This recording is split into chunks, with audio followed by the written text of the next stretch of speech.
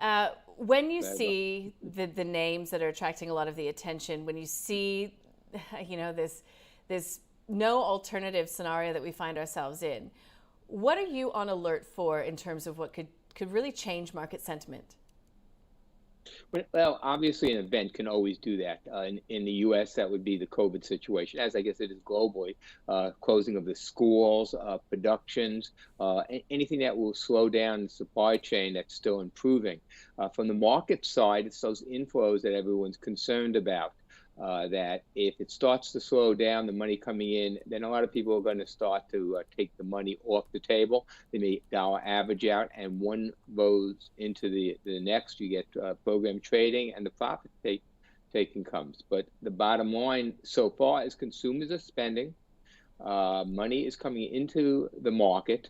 Record earnings, record cash flow. Dividends are improving. Buybacks are again on a high trend. So at least through the end of this year, we have very positive items that are feeding this market. Additionally, even if the Fed starts to tighten, and again, Friday we'll find out some more on that, it's not going to be too quick, and no one's looking for a rate increase at least until the second half of next year at the most. And we're not going to have large increases. They will be measured, as the Fed typically says. Not only will we see measured moves from the Fed, they have told us that for a very long time. So if you take them at their word, then you've got this massive infrastructure bill, $3.5 trillion, climate, education, healthcare. Now, that is obviously a long-term plan. But you've got to think that that will be a lot of money coming into the U.S. economy at a time that you could potentially see the Fed winding back. So again, that's stimulatory. Yes, the Fed and Treasury obviously are together. They call it the FT.